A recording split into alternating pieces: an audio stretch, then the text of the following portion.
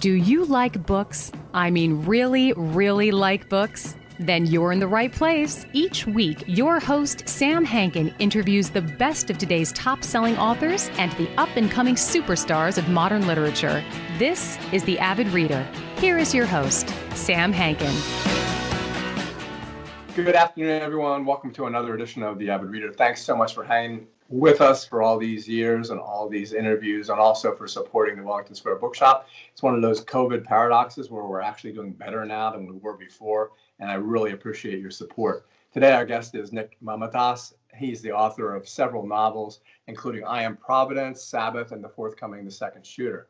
His short fiction has appeared in Best American Mystery Stories, the year's best science fiction and fantasy, and many other venues. The best of the last decade was recently collected in the People's Republic of Everything. Nick is also an editor and an anthologist. His forthcoming Title, Wonder, and Glory Forever collects classic and recent awe-inspiring Lovecraftian, which is amazing, fiction. Nick's fiction and editorial work has won a Bram Stoker Award, has been nominated for the Hugo, the World Fantasy Award, Locus, and Shirley Jackson Awards. And I'm old enough that Shirley Jackson, yeah, I get, but there's like 60% of what Nick does that maybe I don't know anything about, because as I said, as old as I am, I always thought when I was a kid, when I was 25, I'd stay ahead of the technological curve. And I did for a while. I mean, I networked my entire law office with RJ11 back in 1978. And I thought I was so cool. I had a laser writer that cost $8,000. And I was flipping 256K discs, spending most of my day just pulling them in and out of a Macintosh slot. Yeah, that was 1984, March. It was signed, but my Macintosh was signed by Steve Jobs. Anyway, enough about that. Welcome, and thanks so much for joining us today. Oh, thanks for having me. So anyway, before we begin the show proper, let's talk a little bit about the esteemed company that you joined in this 26th edition. And we're going to get all of them at the bookstore and put them out front. But talk a little bit about the esteemed company you joined when you started your project here in the Outspoken Authors series. Sure. So the Outspoken Authors series is edited by Terry Bisson, a pretty famous science fiction writer and editor. It is little almost chapbook-sized, novella-sized books with authors who are politically engaged and also aesthetically engaged. So they've had legendary figures like Ursula K. Le Guin has a volume, Kim Stanley Robinson, Joe Lansdale, Elizabeth Hand. It's mostly science fiction and fantasy writers, though of course it had Marge Piercy, cultural commentators like Paul Krasner. And they're generally collections of short fiction, a piece of nonfiction, and a Q&A between the author and Terry Bisson. And a lot of them were friends of Terry Bisson's. That's why you can get a legendary figure to do a small short story collection with a small anarchist press that is published out of some guy's living room in Oakland, California. And so Terry's of a certain age, so most of his friends are of a certain age, so only in science fiction can you be in your late 40s and be one of the new writers, the new generation. And so here I am, trying to lower the average age of the Outspoken Authors series. Yeah, it's interesting. We were talking before, Rudy Rucker and Samuel Delaney and Michael Moorcock. These are guys that you and I both grew up with, and it's really cool that you got stuck in there. And the other thing that's interesting, it's funny how each cover is just a photograph of the author, Mm-hmm. Yeah, I think Michael Moorcock's on a camel or something. Isn't he like in Egypt on a camel? And Delaney's eating a sandwich or has a sandwich like this, and he's got a hat on, like he just came from outside. Yeah, I always talk in each interview about, and I know my audience is sick and tired of hearing this, but because I own a bookstore, and everyone says you can't judge a book by its cover, well, pretty much everyone who walks in does. And so these pictures, I think, will be really helpful because a lot of the people are recognizable. So anyway, going to, there's three different sections of this book, and the main section, and what the title is the Planetbreaker Sun. And I guess the first question would be, well, two questions. What is RS, or real space, and what is a football arena size spaceship? Because you say football arena size 21 times in the book, which I kind of Well, just to give a little background, the Planetbreaker Son is a novella. Because as we were talking about, you have Nick Gwynn and Michael Moorcock and Delaney. I knew I could just put in a short story and some reprints people want this book. So I wrote a whole novella to pick up most of the book as sort of a value added proposition. And so the Planetbreaker Son takes place after Earth is no longer habitable or no longer easily habitable, and people evacuate on a ship. But I'm not one of those science fiction people who believe that we're going to have spaceships full of meat, like human beings. I think that it is going to ultimately be easier to just have our personalities recorded and emulated inside a spaceship, and our simulations will fly out into the deep space. And so I just balk at the idea of writing a spaceship full of people, so I wrote a spaceship full of personality emulators that create their own virtual world and their own virtual existence inside the spaceship. And I figured just pure back of an envelope, not very good math. We had a few billion people, a few billion personalities emulated. How big would the spaceship be? And football field size sounds about right. yeah. Everything, a football field size, or some fraction of it, or the width of a hair, or the price of a Starbucks coffee cup. That's how we measure everything on Earth these days. Yeah, it's funny because the way it begins is, well, it begins with the Planetbreaker, although a good portion of the book is essentially devoted to the concept of the title. And it begins with this concept that, okay, we're not in real space, and the Planetbreaker has this job, avocation of picking up small black.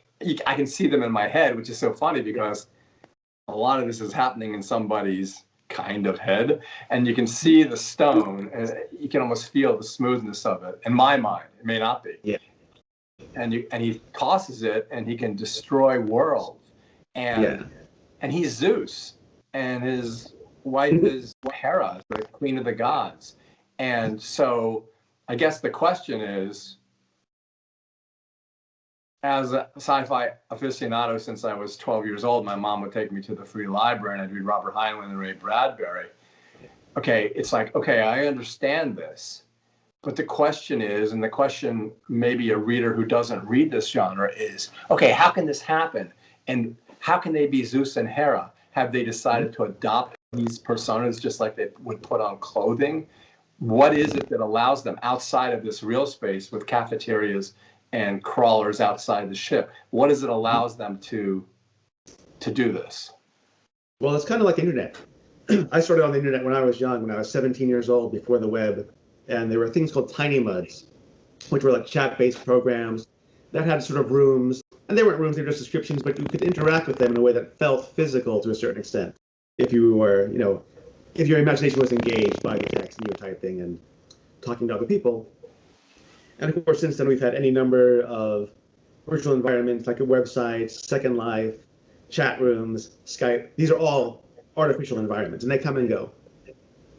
And some make a lot of sense, some make very little sense. And if you could try to imagine the topology of the internet, making a map of it, it would be impossible. It's like, where is your website on the internet? It's somewhere. Where is Facebook? Well, it's everywhere. And so the virtual environment inside the spaceship that people live in now, because they don't have a physical existence anymore. They don't have themselves as programs, can be anything, which is why you basically need Planetbreakers to sort of clean up messes, to clean up planets that don't quite work, that don't quite make topological sense. But the nature of planet breaking is that whether or not something makes sense is entirely arbitrary and based on the whims of the planet breakers. So they're like a Greek god in this way. The Greek gods were not beneficent, all fathers like the one God, like God the Father, Christianity, or the Abrahamic, Yahweh God. They were acquisitive, full of pique, sexualized, had their own agendas. They fought with each other. They had conflict with each other. And so, yeah, the couple are but they also are just a normal middle-class 21st century couple who act like in here because they argue constantly and they irritate each other a lot. Yeah, and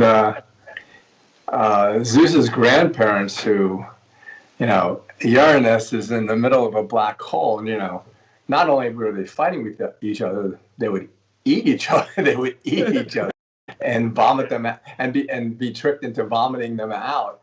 And so it's interesting the way you described the black hole, because I was thinking, I don't want to give away spoilers, but I don't know if this is even like a spoiler, but it kind of is. So if I do, just shut me up. But the idea is, like, okay, they're inside this black hole. You talk about the event horizon. You talk about being flattened. The kid goes there, and, he's served all kinds of well, eventually he gets to drink Greek coffee, but he's served all kinds of little snacks that really aren't identified in Greek culture. It's just like, basically, it just says a snack. It reminds me of that. Just a tray of snacks of various sorts. It can be. Yeah. And so, okay, you combine the two things, and he gets flattened, but he's still in there. And I just wonder, again, if you're reading this, and you're not reading it literally, but you're talking about two different things that are exactly the opposite. Mm-hmm. Like Franz Kafka sitting at a plain deal table writing inside of a black hole. It's impossible. Yet you describe it perfectly. So what's the idea? I guess the idea is that when you have a virtual world, it even if you try to make it like the real world, it'll break on certain levels. The way that code breaks, the way that if I have two rooms and on a tiny mud, I can connect those rooms to a mailbox. And so by entering the mailbox, I can end up in a room. Or like the Doctor Who's TARDIS. It's much bigger on the inside than it is on the outside. These are all impossible things. So playing with time and space and with ideas, and with the idea that we can make the world real again in a virtual environment. And I think we can't. I think we'll have limitations to it. I think we'll have, we will want to make it all real. We want to make it fanciful for our own entertainment and for our own social and maybe even religious purposes. And so I kept trying to combine the everyday life and the science fictional worlds. And it's interesting. Always is, here's your science fiction conceit, and how does it relate to the emotions of the characters? Yeah, and it's interesting because you do it in that concrete fashion, but then you have him sitting there reading Dubliners and reading a specific story that deals with someone he can identify with. Mm-hmm. And that's really like throws you for a loop, because who's reading it? Because he becomes someone else. He's reading this book that I read that story, and it affected me when I started collecting James Joyce as a book collector. And that whole book of short stories affected me. So where did that come from? Did it come from you as a child? Which I'm allowed to say, because in my mind, I'm incorporating you into this book. I'm just assuming you and I are both part of this book. Yeah. Well, the story is Araby, which is one of the best stories in the English language. And I teach creative writing, and I often teach it as an example of an excellent short story. And in science fiction, James Joyce has a very low reputation because I haven't read him very much. And everyone always says, "Oh, I'm not one of those literary fancy pants like James Joyce. He stinks. I'm eating potatoes, rocket ships, and laser guns." And so I even made a friend of mine read the story 40 times. I said, "If you want to be a better writer, read the story 40 times over the weekend. You got a 3-day weekend, so read it over the course of 3 days, every few hours. Just go back and read it again." And he came back at that Monday. I was actually kind of half joking. I was surprised that he actually did it, but he did it. And he said, "Yeah, that story is great." After about 23 times, I got really interested in it and really excited about it.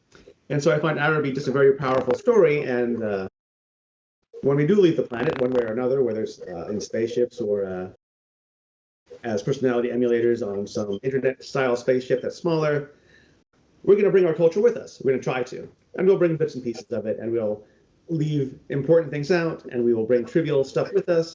But I guess my sort of hope is that James Joyce will come with us. It's funny because when I was in college and I majored in English literature, I took a James Joyce honors seminar, and when we were doing Ulysses, basically it was Ulysses. And so in the beginning, when it says stately plump Buck Mulligan descended the staircase and all that, which is most people don't get past that, but I turned it into a science fiction story because it was in the Martello Tower, which was like a spaceship. and I made it that they were traveling, because it's just one day. It's just the occurrence that happens on June 6th. And I got an A- on it, but I feel ashamed of this. I wanted to graduate with high honors, and it was just holding me back a little bit.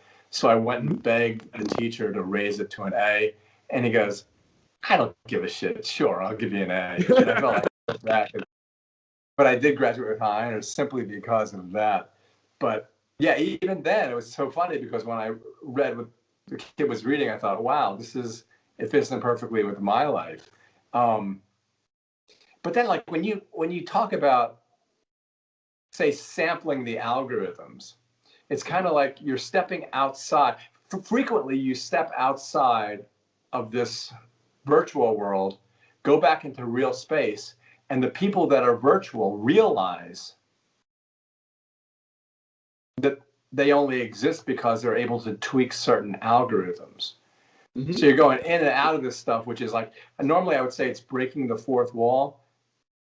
And at one point you specifically do, but there really isn't a fourth wall. Yeah, because it's where it's like a series of cubes. Like box number 1 is what we're in right now, you and I. Right, box number 2 is the book itself.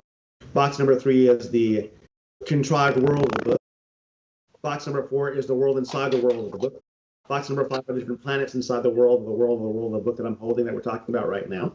And that's sort of what I wanted to get at. And even though, that's always like the question, like, do you want to go to outer space? Maybe you do, maybe you don't. Well, what I said, you can go to outer space, but it's not going to be you. It's going to be a recording of you I made that could interact with the world the way you would. Would you feel satisfied by that? And so some people, it's like, if it's me out there, sure, even though I won't remember it because I'm down here. And so that kind of tension and struggles that I've always been playing with for years in different stories. And that's kind of like the apex of that. Like, how real is real? And if I'm a perfect copy of myself and I'm experiencing things, am I really experiencing them or not? So it has that kind of Dickian philosophical sort of thing going as well. And science fiction story that we say, here's things that aren't possible, but I'm going to believe them for the sake of the story. And real space inside the book, like real space stories inside the book, are what's actually happening in the real world outside of the skin of the spaceship, where there's no more Earth and no more people. So that has become their fantasy, what real space used to be. Yeah, I recently interviewed 3 hard science authors who were writing about the science of consciousness. And one of the things I asked each of them is, what if we're living in a solipsistic universe? And they got really pissed off because, of course, their books would be meaningless and one of us wasn't even there. And it was like really irritating to all 3 of them that I would even posit such a thing. Which reminds me, and I really, I'm blabbing on, but why don't you tell the story of that part of the book where the Planetbreaker goes to the restaurant and there's that couple there and he tries to avoid the fight by asking if they want more breadsticks. Just tell a little bit. That's a good segment to tell about because it messes up everything. Yeah. So there's more than one Planetbreaker. There's a lot of virtual worlds inside the spaceship, and there are a lot of Planetbreakers who are making their business to get rid of worlds they don't like. And the Planetbreaker has this kid with him on vacation to this world where everything goes perfectly smoothly, but then a couple of things don't, and a couple of angry Planetbreakers get very upset that something has not gone smoothly in the middle of a restaurant. And if you've ever been to a restaurant, you've met this couple. You've met these people like, oh, it's so cold in here. Oh, look at this fork. You call this a breadstick? And it always drives me crazy. Personally, because I have tinnitus, I have bad ears. So I always hear ringing in my ears, and the ear compensates for this by raising the volume. So I always hear conversations across a room when I'm in a restaurant, and I can't hear the person in front of me, but I can hear people off to the side complaining. So when I go to a restaurant, I'm surrounded by people who are complaining constantly, and I can't talk to the person in front of me. And I just thought, this has to go in the book.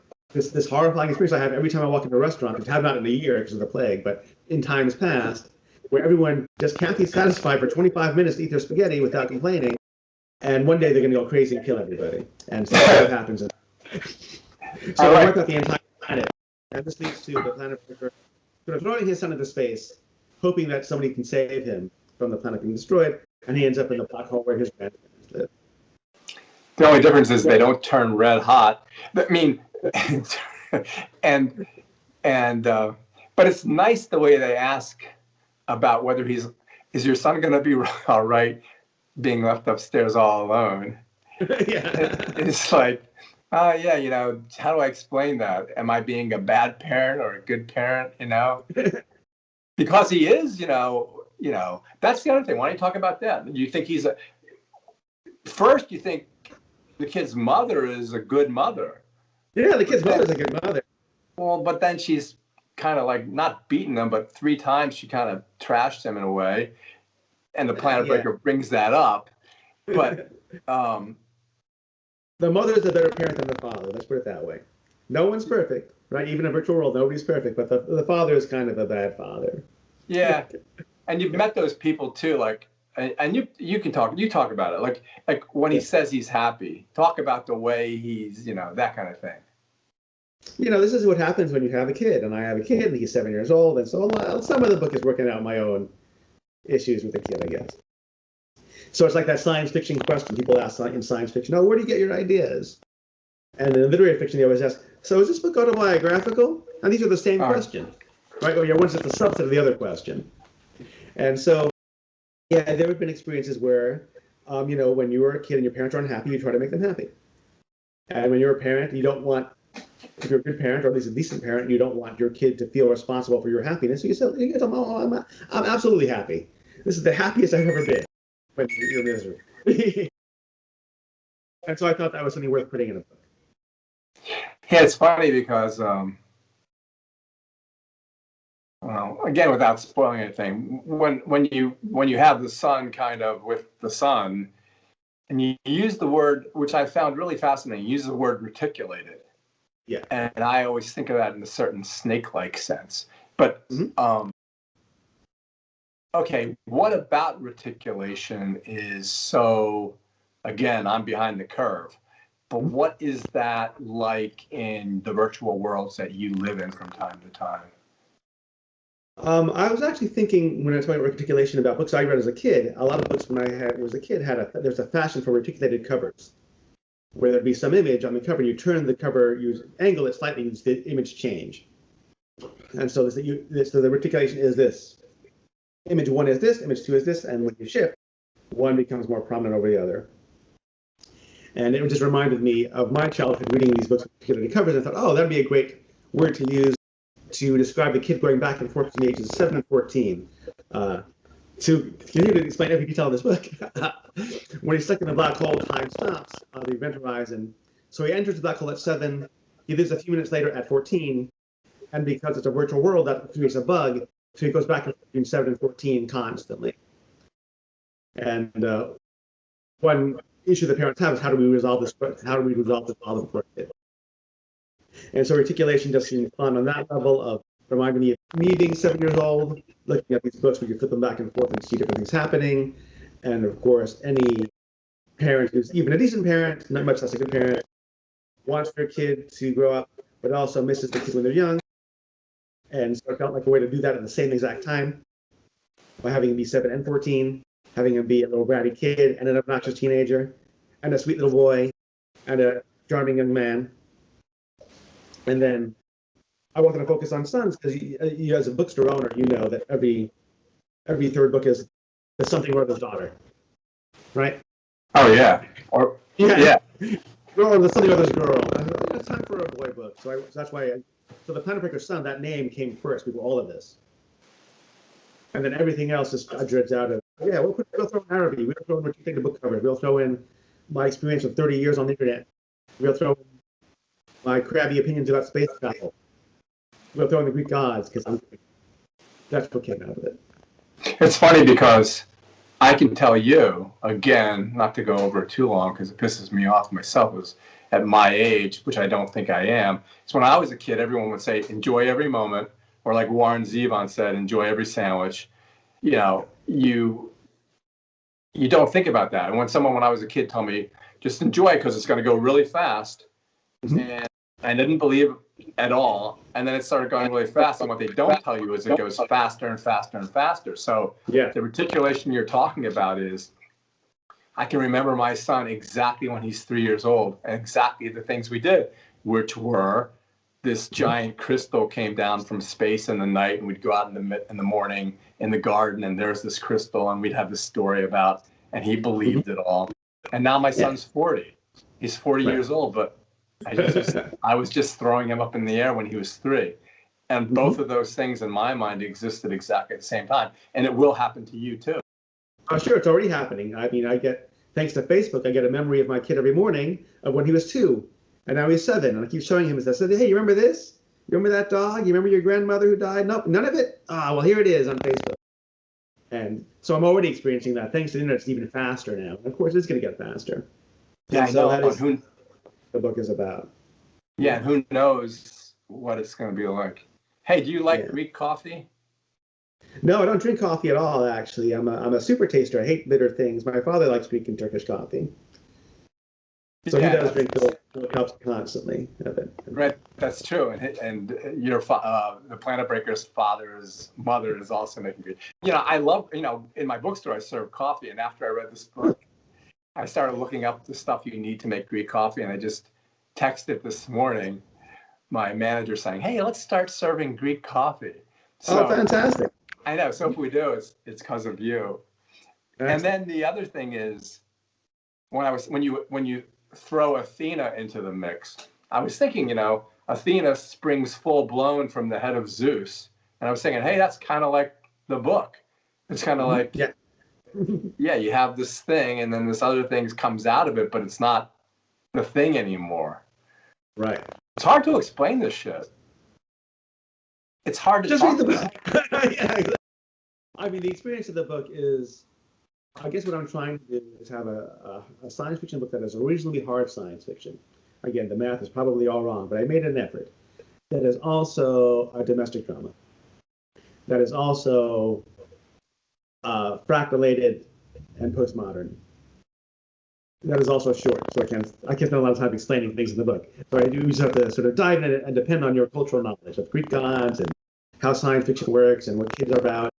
And so I want that experience. I mean, I always try to write short books that you can read in one sitting and have one word experience and think about it afterward. So my books don't wrap up at the end; they just sort of blow out at the end. And I hope they stay with the reader. And as far as the return, things change a lot. I mean, my grandfather was a blacksmith. Really? He was literally the blacksmith of the village. And he was a 20th century figure. He died when I was in 4th grade. It wasn't that long, but the part of Greece my parents are from was like a very primitive part of Greece, very backward area. Not politically, but like technologically. Like my father grew up with an outhouse, and now I've got I can take a poop on an airplane. Something my grandfather would never have done in his life. When my grandmother got a phone, she got a phone in her 70s. She got rid of it after a month. She's like, I didn't realize you had to pay for it twice. I thought you'd have free calls from now on. So this is the kind of thing where in my family life, I've gone from 17th, 18th century to advanced 21st century over the course of a generation. Yeah, it's so funny because, I have my uncle. Yeah, he's my uncle. Sorry. Good. My Uncle Joe died in 1993, so I inherited his old black rotary phone made out of Bakelite, and someone had kindly taken the cord and turned it into an RJ11 so you could plug it in. It still has better sound quality than any phone I've ever used since. Isn't that strange? It is. It's amazing. And it happens all the time. I mean, if you look at photography, the daguerreotype photographs that are printed on glass have resolution beyond any screen you own. You can zoom in and see, the hairs on someone's knuckles in a properly lit 19th century photograph, because the resolution is amazing. And since then, we haven't improved resolution; we've improved speed of processing. So now we can all be little Ansel Adams with our telephones, but we can't capture that same level of detail that the original photographs done on glass plates have. So here's an interesting question, or at least I think it's interesting. I remember when cars for like 5 years, they had digital speedometers, so you could see exactly the speed you were going. but it went away because people want analog.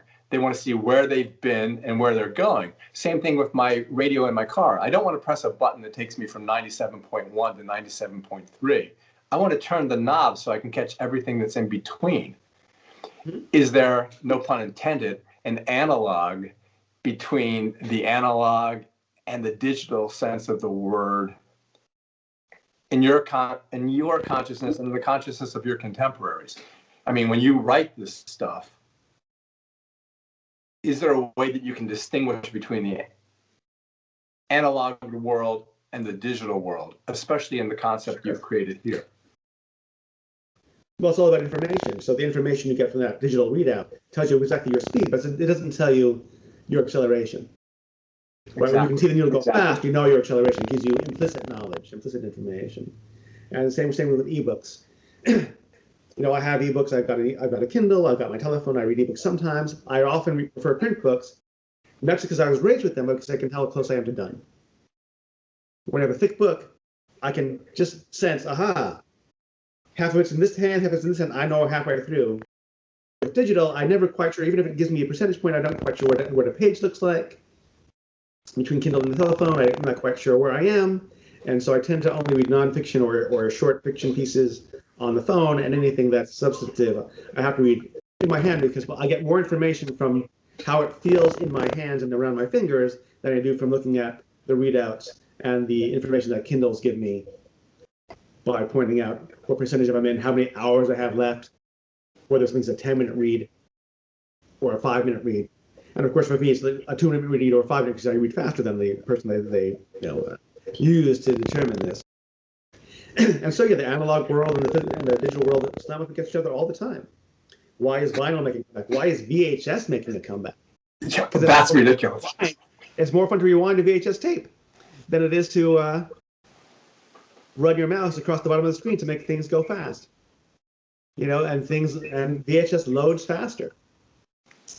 Right? True. If I scroll if I'm watching a YouTube video and go to the middle of it, depending on my speed of my Wi-Fi or my connection, it'll stop, it'll pause, it'll make a little circle that drives me crazy. But physically moving something across a helical scan of a magnetic tape means I have the feeling that I'm actually doing something. Yeah, it's funny. I wonder how much time in your life you and I have spent looking at a spinning circle of multicolors if you're using a Mac. I have so many fantasies of after the revolution, grabbing all these software engineers and putting them in a gulag and saying, fix this. Especially now I'm working, I work in publishing again, and I'm writing a book, and talking to people, and thank God I live alone. Just screaming, no! An hour a day, it's just happening over and over again. I sit down my computer, it drives me up the wall. I'm losing years of my life to this circle. Yeah, it actually is years. Those charts that tell you how many years it's taking you to tie your shoes in your lifetime and all that. Of course, now you don't tie your shoes. In this circle, yeah.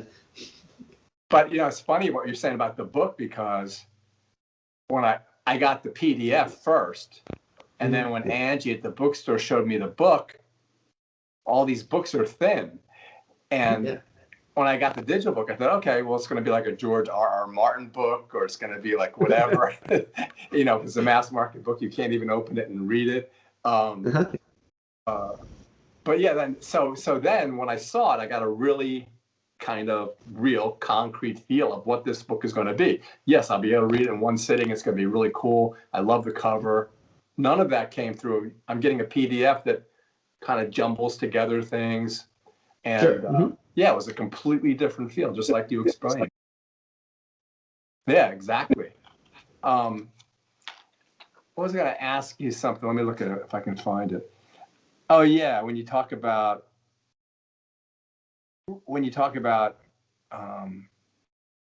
how things like hydrogen-7. Yeah.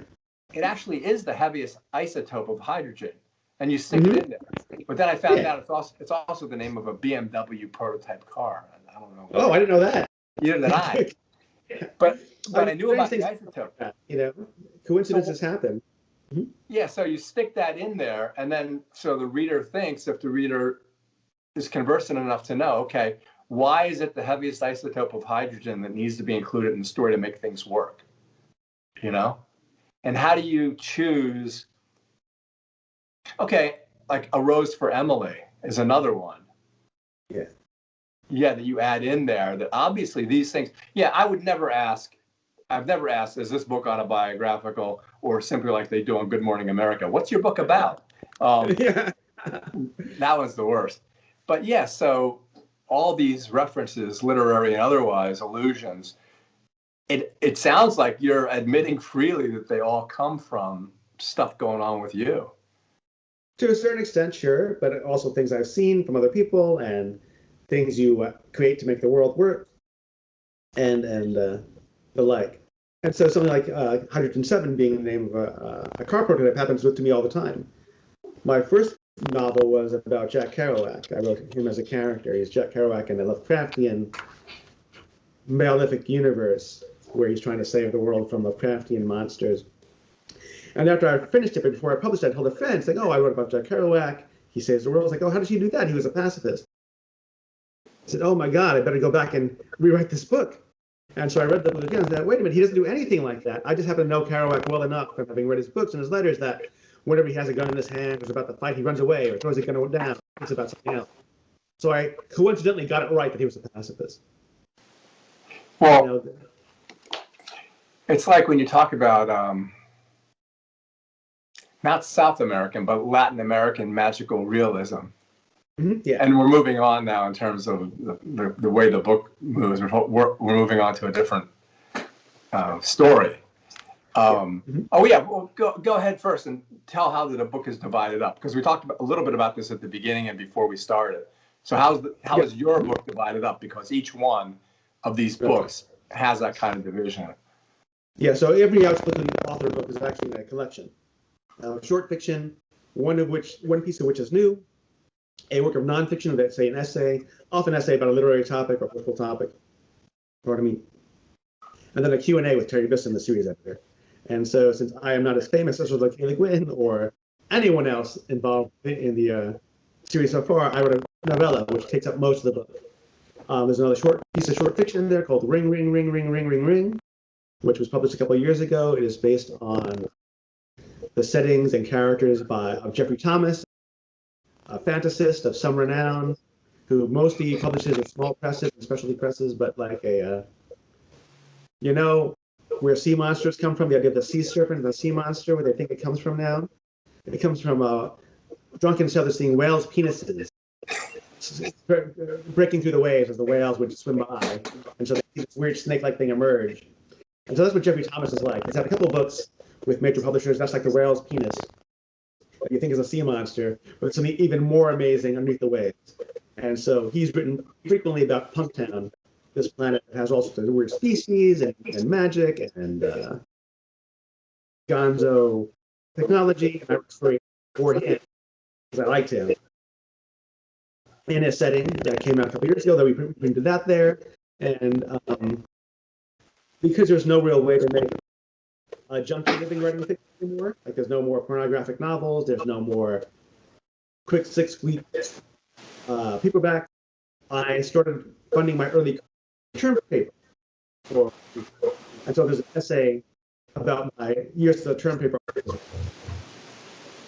which has been reprinted in textbooks for writing term papers and got me called a whore and power once. So that's been a pretty famous essay that's also in the book. It's funny, you can't steal your term paper from the internet now because all your professors have that program that allows you to find it. But you can still have someone write it for you. That's the analog part of it, because they're not plagiarizing, because those words have never come out of anybody else's mouth until that moment.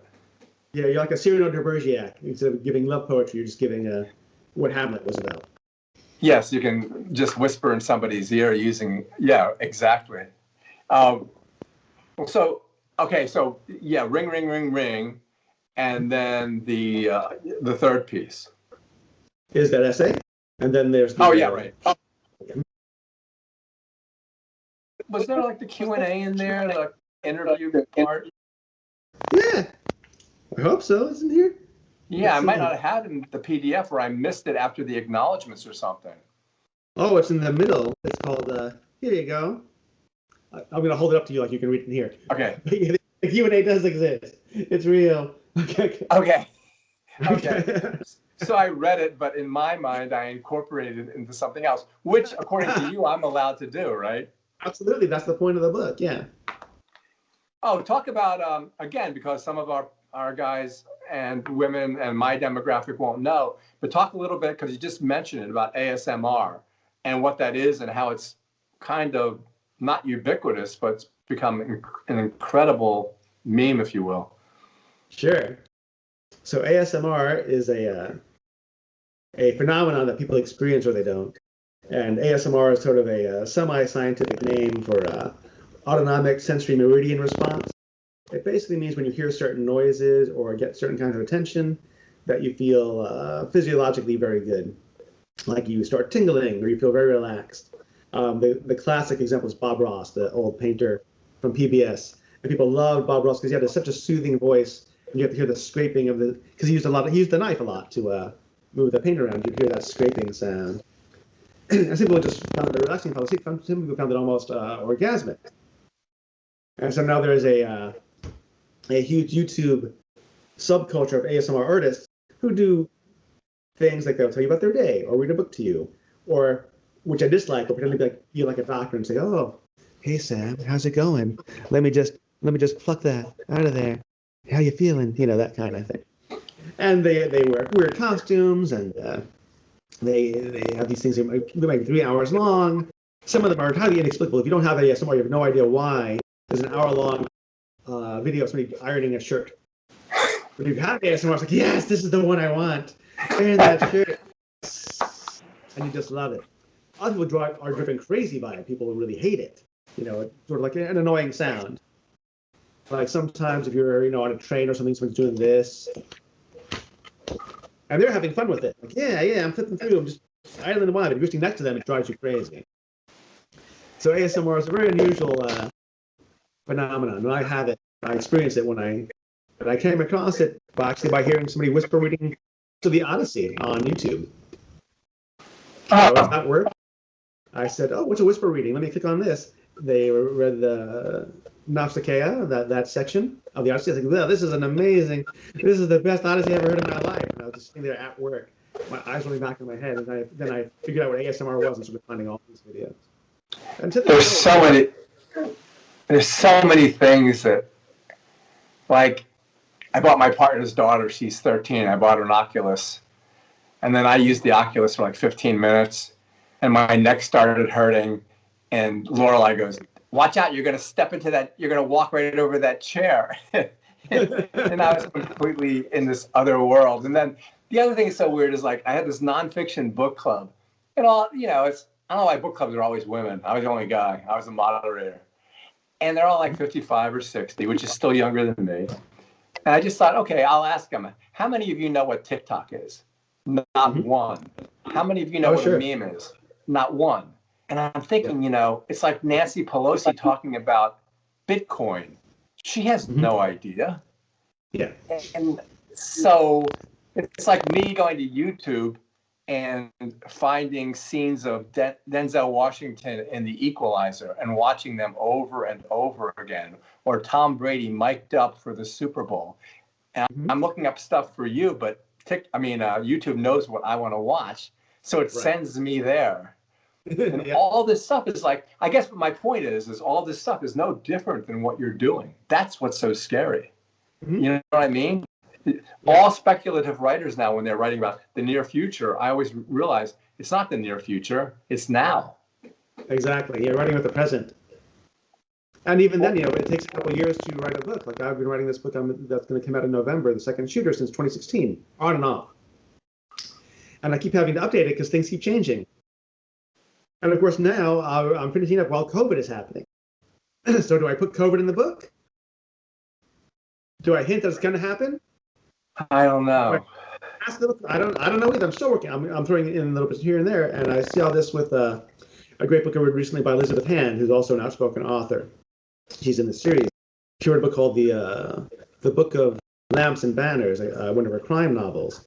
And it came out, late last year, I suppose.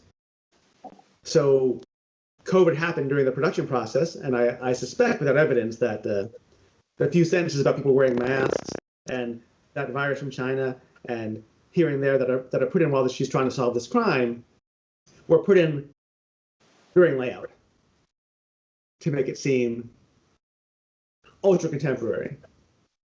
Because otherwise it would feel a little old-fashioned already.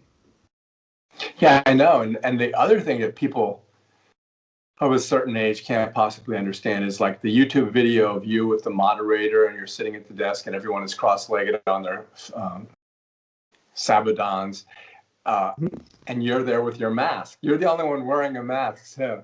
That's right, yeah. And then I watch him and he's taking his arm and he's moving it down and he's got Pac-Man across his shirt. And I realized that other people between the ages of 8 and 19 are just looking at this as real. And I'm looking at it as like, wow, this is amazing they can do that, And so there's going to be this switch, kind of like at the end of the end game or something, where half of us are kind of disintegrated and the other half remain. Yep. It's already happening with my kid. He likes to play Roblox on TV, on the iPad, I should say. Yeah. I'm over. Which he loves Roblox. I know the games very well. I understand how the games work. I grew up with video games myself, but I can't play any of them. I'm terrible at it because I don't know how to move my thumb the right way. So my character's always dying or that kind of thing, and I have no knack for it. Now my kid can't use a camera, but he can play Roblox really well. I know. It's like Lorelai is coding in Minecraft. She's been playing Minecraft since she's 4. She's going to be able to code without even going to college. And my son, the 40-year-old son, he basically can live inside of Excel. I can't use Excel. And I can't either. He can live inside of Excel while he's typing in 100 words a minute, looking at me and talking. And I'm thinking, that's impossible. It literally is impossible. Absolutely. So that's not the near future. That's now. Exactly. We're already divided. So that's an interesting thing now. It's like when Trump was president, and unfortunately maybe again, it's like, you look at Stephen Colbert or Jimmy Fallon or Jimmy Kimmel, and they're attempting to satirize him. And just like in science fiction, you can't satirize something like that. Yeah, just say, here he is, baby, and he does it himself. So he's like a semi-automatic satirist. Yeah, so you see that happening in a similar fashion, once again, in an analogy situation with science fiction, or with whatever you want to call what you write? Oh, sure. Yeah, it's definitely a challenge to satirize something when the real world beats you to it. So the second shooter is about mass shooting events and conspiracy theories. And now, of course, while I'm writing it, conspiracy theories have become incredibly dangerous with, say, QAnon and COVID denying and anti-vaccine sentiments and these kinds of things. And it becomes weird. It's like, what if I, and I'm thinking about this while I'm writing this book, am I doing the right thing by writing about conspiracy theories?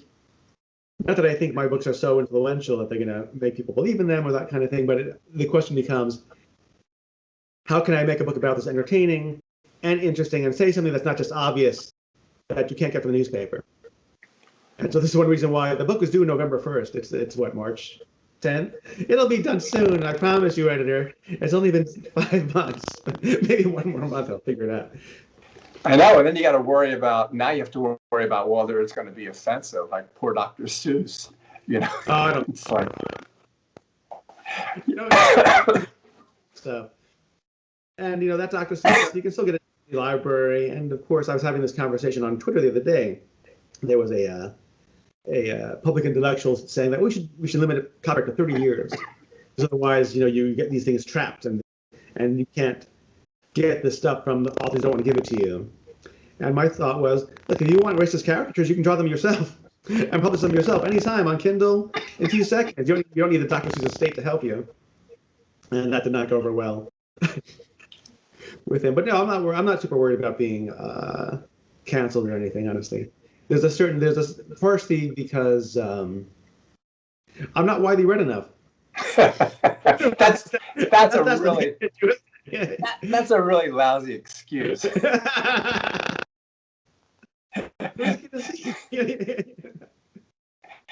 Yeah. Well, even though I'm not known well enough, I can certainly offend people on a daily basis. It's easy. Sure. Well, it's been a pleasure talking to you. I was just thinking about the fact that this is such a, I don't want to say public service, but this whole series, and how long is it going to go on? They're just going to keep cranking them out. You were the last one, and now you're third from the last. That's right. They do two a year, and they'll keep doing it as long as, I won't say as long as they keep selling, because who knows how long it sells, but they're cheap to do. Right? How do you get an Ursula K. Le Guin book in your list for a couple $1,000s? Well, you print one of her flash fictions and some reprints, and you beg and beg and beg, and it works. Yeah, and the thing about it is, with me, is I do have the luxury, after a long career, of being able to get whatever I want, and if they don't like it, it's too bad. So yeah. Just the idea of having these in a shelf all in a line just gives me this ASMR feeling. Oh, absolutely. I'm a completist too. I was happy to be 26 because I had the first 25, and I get them the day they come out, and I read the interview, and then I read the stories, and it's always great. And libraries do this too. I mean, a lot of these books sell to public libraries because once you put a number on a spine, the library's kind of committed to getting every number. I know, but it's like the Wimpy Kids series. Any kid who comes into my bookstore, whichever wimpy kid they want is the one that I don't have. It drives me crazy.